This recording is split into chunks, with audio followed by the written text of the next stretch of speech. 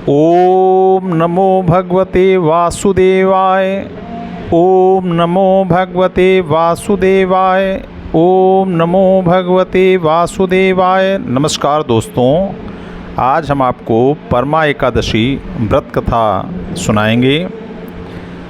परमा एकादशी व्रत कथा श्रवण करने से पहले आप सभी लोग जिन्होंने मेरा चैनल सब्सक्राइब नहीं किया है, चैनल को सब्सक्राइब करें, वीडियो को लाइक करें तथा वीडियो को शेयर भी करें। आपसे मेरा विनम्र निवेदन है। अब परमा एकादशी की कथा को सुनते हैं। सबसे पहले भगवान विष्णु का ध्यान करते हैं। शांताकारं भुजगशयनं पद्मनाभं सुरेशं विश्वाधारं गगनसदृशं मेघवर्णं शुभांगं लक्ष्मीकान्तं कमलनयनं योगिभिर्ध्यानगम्यं वन्दे विष्णुभवभयहरं सर्वलोकैकनाथनम्। सभी लोग कथा का श्रवण करें और उस समय भगवान का जो भी नाम पसंद हो आपका, उसका नाम संकीर्तन करें। परमा एकादशी का महत्व। अर्जुन ने कहा, हे कमल नयन, हे भगवान मुरली वाले, हे कन्हैया, हे राधा के प्रियतम, आपने शुक्ल पक्ष की एकादशी का विस्तार पूर्वक वर्णन कर मुझे सुनाया, अतः आप कृपा करके मुझे अधिक मास के कृष्ण पक्ष की एकादशी का क्या नाम है, इसमें किस देवता का पूजन किया जाता है तथा इसके व्रत से किस फल की प्राप्ति होती है तथा उसकी विधि क्या है, इस बारे में मुझे बताइए। श्री भगवान कृष्ण बोले, हे अर्जुन, अधिक मास के कृष्ण पक्ष में जो एकादशी आती है वह परमा एकादशी कहलाती है। वैसे तो प्रत्येक वर्ष 14 एकादशियाँ होती हैं।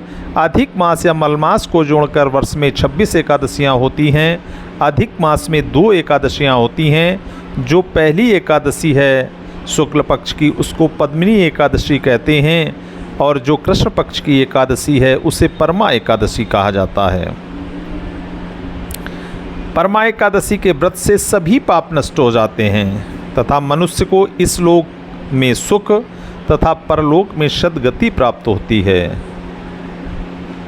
इसका व्रत विधानुसार करना चाहिए और भगवान विष्णु का धूप, दीप, नैवेद्य, पुष्प आदि से पूजन करना चाहिए। परमा एकादशी की पावन कथा जो महर्षियों के साथ कंपिल्य नगरी में हुई थी, वह मैं तुमसे कहता हूँ, इसका ध्यान पूर्वक श्रवण करो। परमा एकादशी व्रत कथा। कंपिल्य नगरी में सुमेधा नामक एक अत्यंत धर्मात्मा ब्राह्मण रहता था। उसकी स्त्री अत्यंत पवित्र तथा पतिव्रता थी। किसी पूर्व पाप के कारण वह दंपति अत्यंत दरिद्रता का जीवन व्यतीत कर रहे थे। ब्राह्मण को भिक्षा मांगने पर भिक्षा नहीं मिलती थी। उस ब्राह्मण की पत्नी वस्त्रों से रहित होते हुए भी अपने पति की सेवा करती थी तथा अतिथि को अन्न देकर स्वयं भूखी रह जाती थी और पति से कभी किसी वस्तु की मांग नहीं करती थी। दोनों पति पत्नी घोर निर्धनता का जीवन व्यतीत कर रहे थे। एक दिन ब्राह्मण अपनी पत्नी से बोला, हे प्रिय, जब मैं धनवानों से धन की याचना करता हूँ तो वह मुझे मना कर देते हैं।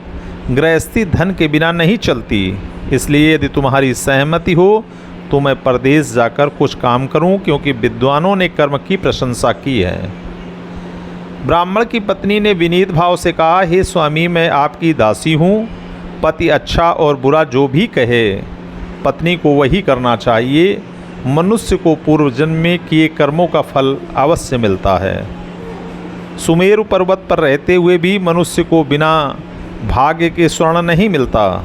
पूर्व जन्म में जो मनुष्य विद्या और भूमि दान करते हैं, उन्हें अगले जन्म में विद्या और भूमि की प्राप्ति होती है। ईश्वर ने भाग्य में जो कुछ लिखा है उसे टाला नहीं जा सकता। यदि कोई मनुष्य दान नहीं करता है तो प्रभु उसे केवल अन्न ही देते हैं। इसलिए आपको इसी स्थान पर रहना चाहिए, क्योंकि मैं आपका बिछोह नहीं सह सकती। पति बिना स्त्री की माता पिता भाई ससुर तथा संबंधी आदि सभी निंदा करते हैं। इसलिए हे स्वामी, कृपा कर आप कहीं न जाएं। जो भाग्य में होगा वह यहीं प्राप्त हो जाएगा। स्त्री की सलाह मानकर ब्राह्मण प्रदेश नहीं गया। इसी प्रकार समय बीतता रहा। एक बार कौंडिन्य ऋषि यहाँ आए। ऋषि को देखकर सुमेधा और उसकी स्त्री ने उन्हें प्रणाम किया और बोले, आज हम धन्य हुए। आपके दर्शन से आज हमारा जीवन सफल हुआ। ऋषि को उन्होंने आसन तथा भोजन दिया। भोजन देने के बाद पतिव्रता ब्राह्मणी ने कहा, हे ऋषिवर, कृपा कर आप मुझे दरिद्रता का नाश करने की विधि बतलाइए। मैंने अपने पति को प्रदेश में जाकर कमाने से रोका है। मेरे भाग्य से आप आ गए हैं। मुझे पूर्ण विश्वास है कि आज अब मेरी दरिद्रता शीघ्र ही नष्ट हो जाएगी। अतः आप हमारी दरिद्रता नष्ट करने के लिए कोई उपाय बताइए। ब्राह्मणी की बात सुनकर कौंडिन्य ऋषि बोले, हे ब्राह्मणी, मलमास की कृष्ण पक्ष की परमा एकादशी के व्रत से सभी पाप दुख और दरिद्रता आदि नष्ट हो जाते हैं। जो मनुष्य इस व्रत को करता है वह धनवान हो जाता है। इस व्रत में नृत्य गायन आदि सहित रात्रि जागरण करना चाहिए। यह एकादशी धन वैभव देती है तथा पापों का नाश कर उत्तम गति भी प्रदान करने वाली होती है। धनाधिपति कुबेर ने भी इस एकादशी का व्रत का पालन किया था, जिससे प्रसन्न होकर भगवान भोलेनाथ ने उन्हें धनाध्यक्ष का पद प्रदान किया। इसी व्रत के प्रभाव से सत्यवादी राजा हरिश्चंद्र को पुत्र, स्त्री और राज्य की प्राप्ति हुई थी। तदुपरंत कौंडिन्य ऋषि ने उन्हें एकादशी के व्रत का समस्त विधान कह सुनाया। ऋषि ने कहा, हे ब्राह्मणी, पंचरात्रि व्रत इससे भी ज़्यादा उत्तम है। परमा एकादशी के दिन प्रातःकाल नित्यकर्म से निवृत्त होकर विधान पूर्वक पंचरात्रि व्रत आरंभ करना चाहिए। जो मनुष्य 5 दिन तक निर्जल व्रत करते हैं वे अपने माता पिता और स्त्री सहित स्वर्गलोक को जाते हैं। जो मनुष्य 5 दिन तक संध्या को भोजन करते हैं वे स्वर्ग को जाते हैं। जो मनुष्य स्नान करके 5 दिन तक ब्राह्मणों को भोजन कराते हैं वे समस्त संसार को भोजन कराने का फल प्राप्त करते हैं। जो मनुष्य इस व्रत में अश्व दान करते हैं उन्हें तीनों लोकों को दान करने का फल मिलता है। जो मनुष्य उत्तम ब्राह्मण को तिल दान करते हैं वे तिल की संख्या के बराबर वर्षों तक विष्णु लोक में वास करते हैं।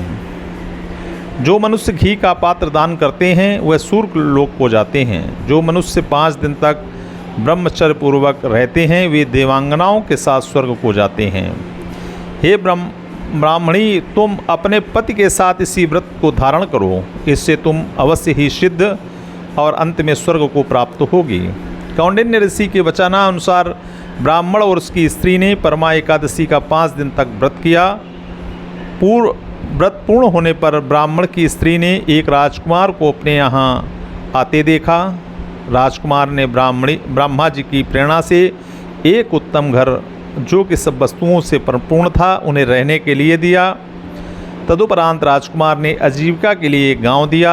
इस प्रकार ब्राह्मण और उसकी स्त्री की गरीबी दूर हो गई और पृथ्वी पर काफ़ी वर्षों तक सुख भोगने के पश्चात वे पति पत्नी श्री विष्णु लोक उत्तम लोक को प्रस्थान कर गए। दोस्तों, मेरे द्वारा आपको कथा का श्रवण कराया गया। अब हम सभी लोग भगवान की स्तुति करेंगे, भगवान राम की वंदना करेंगे।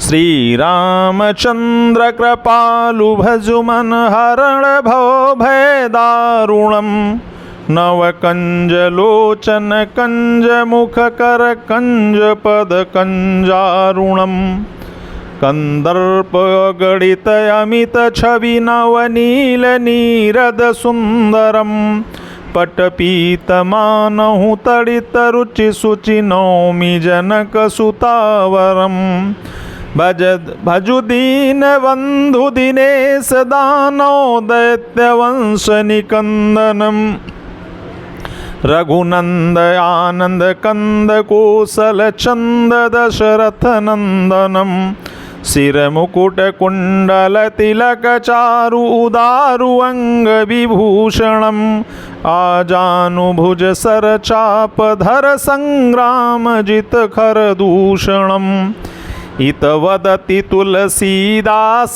शंकर शेष मुनि मनरंजनम मम हृदय कंज निवासु कुरु कामादिखल दल गंजनम मनुजाहि राचेहु मिलहि सोवरु सहज सुंदर सांवरो करुणा निधान सुजान सीलु सनेहु जानत रावरो यह भांति गौरी आशीष सुनिसिय सहित हरषि अली तुलसी भवानी पूजी पुनि पुनि मुदित मन मंदिर चली जानी गौरी अनुकूल सिय हियर सुन जाई कई मंजुल मंगल मूल बामांग फरकन लगे बोलो बलवर सियावर रामचंद्र की जय उमापति महादेव की जय सब संतन की जय सब भक्तों की जय। आप सभी लोगों को मेरा प्रेम भरा नमस्ते वंदन और अभिनंदन।